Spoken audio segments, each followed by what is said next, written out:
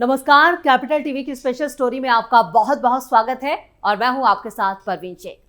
उत्तर प्रदेश का संभल पिछले कुछ दिनों से लगातार चर्चाओं में है और एक बार फिर से संभल की चर्चाएं तेज हो गई हैं और इस बार यूपी की पुलिस ने उन जिहादियों को घसीटकर उनके अंजाम तक पहुंचाया है और साथ ही संभल मामले में एक और बड़ा खुलासा हुआ है जिसने सभी को हैरान कर दिया है। तो चलिए पूरी कहानी आपको समझाते हैं।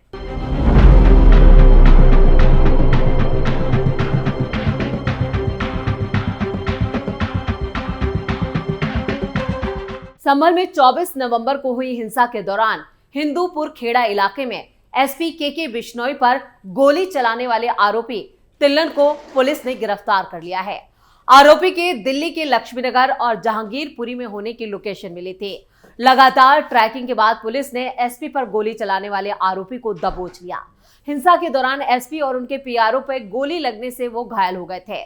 कुछ दिन पहले ही संभल हिंसा की जांच करने के लिए पहुंची आगरा की एफएसएल टीम ने हिंदूपुरा खेड़ा इलाके में गोली चलाने वाले आरोपी के घर को लेजर लाइट के जरिए चिन्हित किया था और सीन रिक्रिएट किया था।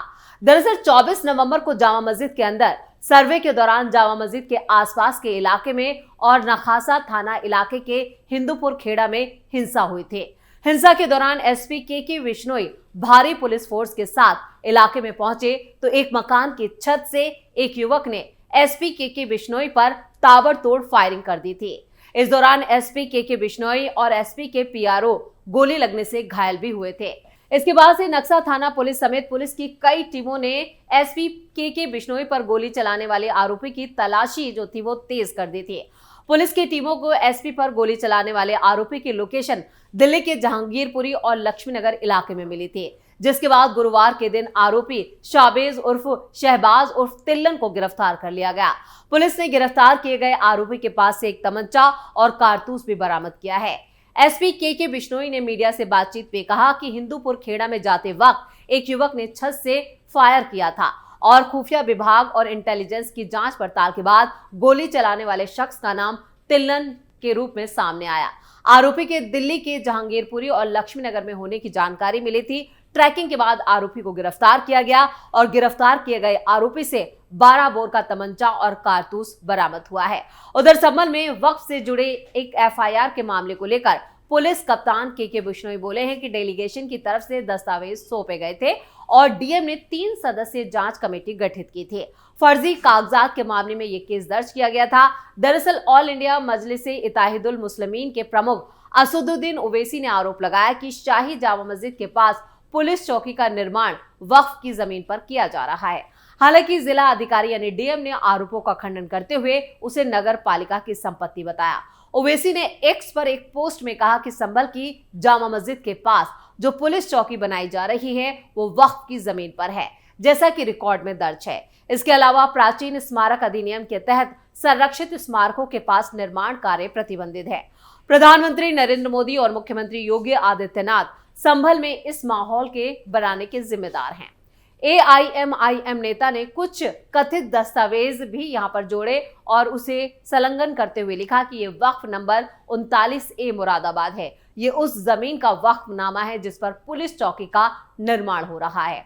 उत्तर प्रदेश सरकार को कानून का कोई एहतराम नहीं है। संभल के जिला अधिकारी राजेंद्र पेंसिया ने कहा कि पुलिस चौकी के निर्माण के सिलसिले में अब तक जो दस्तावेज सामने आए हैं उनके संबंध में कोई भी प्रमाणित और कानूनी पक्ष हमारे पास नहीं आया है। डीएम ने कहा कि जो दस्तावेज आए थे उनकी जांच की गई और वो अपंजीकृत दस्तावेज हैं। जांच अभी जारी है। अगर कोई व्यक्ति पुख्ता दस्तावेज लेकर आता है तो नियम अनुसार कार्रवाई की जाएगी।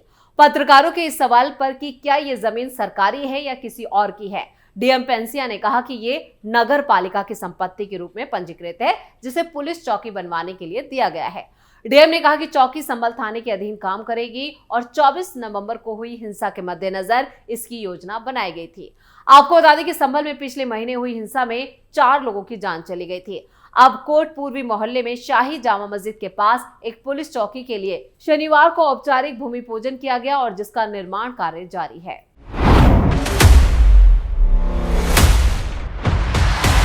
वहीं दूसरी तरफ संभल में शाही जामा मस्जिद को लेकर शुरू हुए विवाद और फिर हिंसा की घटना के बाद हर रोज नए नए खुलासे हो रहे हैं। शांति व्यवस्था बनाए रखने के लिए शाही जामा मस्जिद के सामने पुलिस चौकी का निर्माण किया जा रहा है, जिसको लेकर दावा किया जा रहा है कि ये जमीन वक्फ की है, जिसको लेकर जांच में चौंकाने वाले खुलासे हुए हैं। वक्फ की जमीन के दावों के दस्तावेजों की जांच के बाद खुलासा हुआ कि 50 रुपए के स्टैंप पर साल 1929 में पूरे संभल से ज्यादा क्षेत्रफल की जमीन को वक्फ की जमीन करार दिया गया था।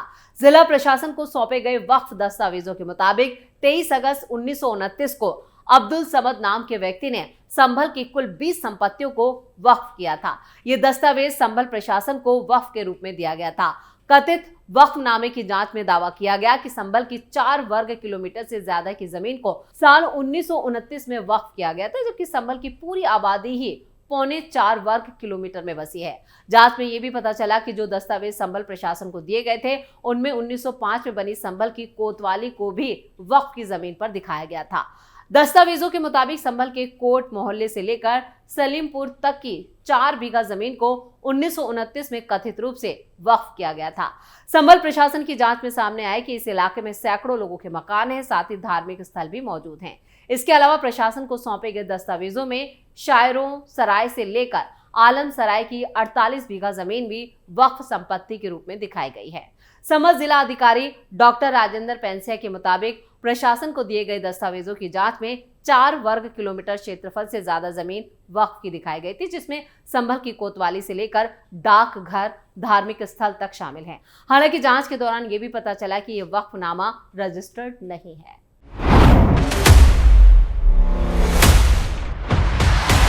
इतना ही नहीं, वहीं दूसरी तरफ सांसद जियाउर रहमान बर्क की मुश्किलें बढ़ती नजर आ रही हैं। संभल प्रशासन ने उन्हें अवैध निर्माण के मामले में तीसरा नोटिस जारी किया है, तो वहीं कोर्ट ने उनकी एफआईआर रद्द करने की अर्जी नामंजूर कर दी है। पुलिस ने सपा सांसद पर हिंसा भड़काने के आरोप में मुकदमा दर्ज किया है। अवैध निर्माण को लेकर समाजवादी पार्टी के सांसद जियाउर रहमान बर्क को तीसरे नोटिस पर एसडीएम डॉक्टर वंदना मिश्रा ने कहा कि संभल के विनियमित क्षेत्रों में किसी भी तरह का निर्माण शुरू करने से पहले मानचित्र स्वीकृत कराना होता है, जो नहीं कराया गया। इस मामले में पहले नोटिस के बाद उन्होंने और समय की मांग की, दूसरे नोटिस के बाद आपत्ति जताई और उसी के सिलसिले में उन्हें सबूत पेश करने के लिए तीसरा नोटिस दिया गया है। अब सबूत पेश होने के बाद फैसला किया जाएगा। 5 दिसंबर 2024 को जियाउर रहमान बर्क को बिना नक्शा पास कराए मकान बनाने के मामले में पहली बार नोटिस भेजा गया था।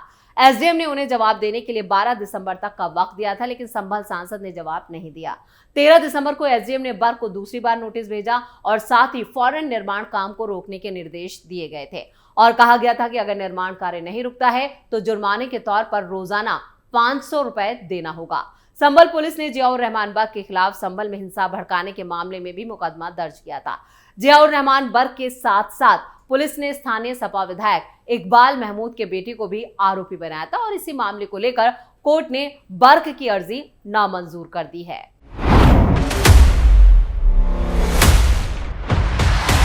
इसके अलावा दूसरी तरफ मीडिया रिपोर्ट्स के मुताबिक सर्वे रिपोर्ट में हिंदू धर्म से जुड़े 50 से ज्यादा फूल के निशानों का जिक्र हुआ है और इसके अलावा 2 बरगद के पेड़ भी मिले हैं।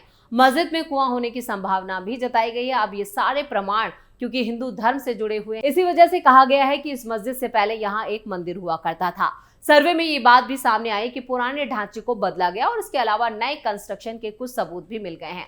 मस्जिद में जो सबसे बड़ा झूमर लगा है उसे लेकर भी सर्वे रिपोर्ट में दावा हुआ है और तर्क दिया गया है कि असल में जिस जंजीर से वो झूमर लटका हुआ है, मंदिरों में उसी जंजीरों से घंटे को बांधा जाता है। धार्मिक महत्व के अलावा बीजेपी के लिए संभल और उसके आसपास के इलाकों का सियासी रूप से काफी महत्वपूर्ण इसे माना जाता है। यहाँ साल 2014 के लोकसभा चुनावों को छोड़ दिया जाए तो बीजेपी को कोई खास सफलता नहीं मिली। यहाँ से सपा और बसपा को सफलता मिली है। साल 1998 और 1999 में खुद सपा संस्थापक मुलायम सिंह यादव ने यहाँ से जीत हासिल की थी और साल 2004 में राम गोपाल यादव ने यहाँ से वो संसद पहुंचे थे। सपा के दिग्गज नेता रहे शफीकुर रहमान बर्क ने इस सीट पर 2019 में जीत हासिल की थी और इस साल हुए लोकसभा चुनावों में उनके पोते जियाउर रहमान बर्क यहाँ के सांसद बने। जियाउर रहमान बर्क पर संभल मस्जिद सर्वे के दौरान हुई हिंसा को लेकर मामला दर्ज है। उन पर बिजली विभाग ने बिजली चोरी के आरोप में बड़ा जुर्माना भी लगाया। यानी कुल मिलाकर अब संभल को लेकर क्या क्या अपडेट सामने आता है वो देखना काफी अहम होगा। इसी के साथ स्पेशल स्टोरी में फिलहाल के लिए इतना ही। वीडियो कैसा लगा कमेंट करके अपनी राय जरूर दें। वीडियो को लाइक करें, शेयर करें और कैपिटल टीवी को सब्सक्राइब जरूर करें। धन्यवाद।